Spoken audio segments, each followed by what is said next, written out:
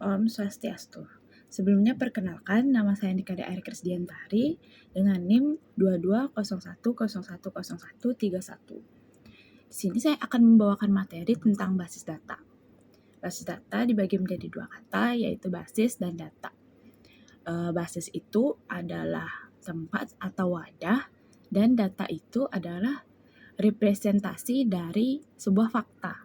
Jadi fakta itu adalah datanya. Nah, saya akan mencoba untuk mendefinisikan apa sih basis data itu. Saya akan mendefinisikan seperti lemari, di mana lemarinya itu sebagai basis dan pakaian yang ada di dalamnya itu sebagai data. Nah, lemari itu memiliki beberapa rak. Sebut aja yang rak pertama itu rak A, rak B, rak C. Nah, pakaian itu kita bagi juga, misalnya ada baju polos, baju kaos polos. Yang kedua tuh ada baju berkerah. Yang ketiga itu ada celana. Gitu. Jadi kita pisahin. Nah, yang rak A kita tambahin baju kaos polos, yang rak B kita tambahin baju berkerah, yang rak C kita tambahin celana. Nah, kenapa seperti itu? Nah, tujuan dari basis data itu adalah agar memudahkan kita untuk mencari file. Misalnya tadi kita kan mendefinisikan seperti lemari. Jadi kita memudahkan untuk mencari pakaian yang kita mau. Misalnya kita mau nyari baju berkerah. Kita nggak perlu nyari satu-satu dari atas. Dari rak A dulu, kalau nggak ada baru ke rak B, kayak gitu. Jadi kita langsung tahu, karena baju berkerah pasti ada di rak B, kayak gitu. Jadi itu memudahkan kita untuk mencari data atau mencari yang baju yang kita mau, kayak gitu. Ada juga beberapa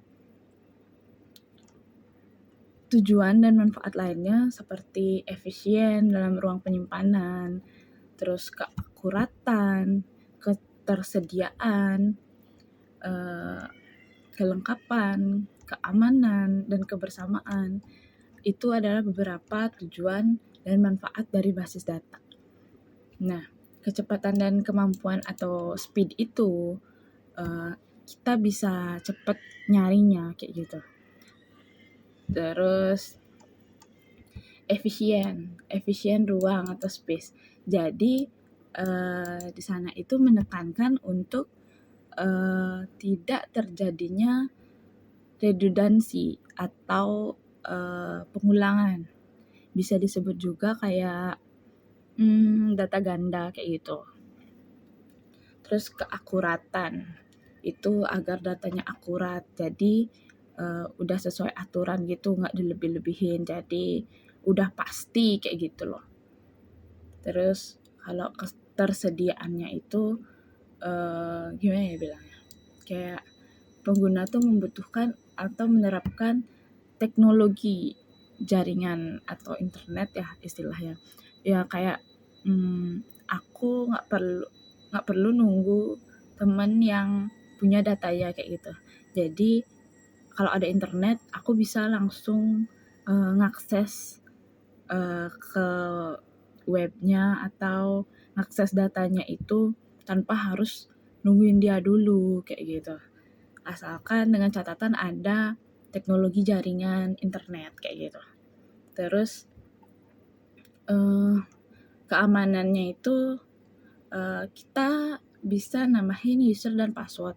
Jadi orang yang tidak memiliki user dan passwordnya tidak bisa masuk atau tidak bisa melihat data tersebut. Jadi sudah pasti aman, kayak gitu. Nah, setelah itu kita udah tahu nih basis data itu apa, tujuannya itu apa. Terus siapa sih yang pakai basis data itu? Nah, secara umum seluruh sistem dalam kehidupan itu bisa menggunakan konsep basis data. Seperti yang tadi saya definisikan itu seperti lemari, itu sudah termasuk dalam konsep dari basis data. Kayak gitu. Terus siapa yang makainya kayak gitu kan? Yang makainya itu sudah pasti kayak pegawai, akuntan, gudang, billing, bilangnya kayak yang operasional kayak gitu lah. Jadi contohnya tuh kayak kalau pergudangan gitu kan. Jadi memudahkan dia tuh untuk ngecek barangnya, terus barang apa aja yang masuk tanggal sekian. Jadi nggak perlu dia nyari satu-satu.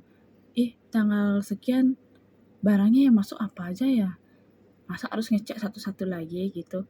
Kan efisien waktu lah, biar nggak lama nyarinya. Jadi kita pisahin itu. Jadi kita buatkan data tanggal sekian itu ada barang ini aja yang masuk kayak gitu. Jadi memudahkan untuk mencari data tersebut. Nah, setelah itu ada konsep sistem basis data.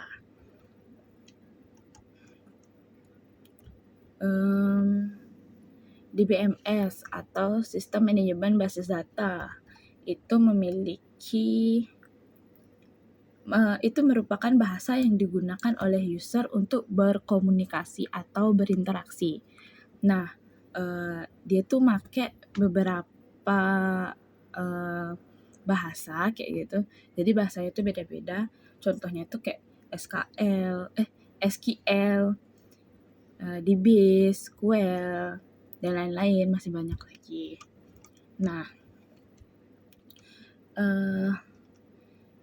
DBMS itu dibagi dalam 2 bentuk atau dipilah menjadi 2 bagian. Yang pertama itu ada DDL, yang kedua itu ada DML. Nah, DDL itu adalah data definition. Definition itu kayak kita membuat baru. Jadi dengan bahasa DDL itu kita bisa membuat tabel baru kayak gitu. Tapi kalau misalnya DML itu data manipulation. Jadi kita itu memanipulasi data yang sudah ada. Jadi kita nggak membuat baru. Memanipulasinya itu kayak menyisipkan atau menghapus data, mengubah data. Itu datanya sudah ada, jadi tinggal kita update istilahnya kayak gitu. Terus ada model relasional basis data atau RDBMS.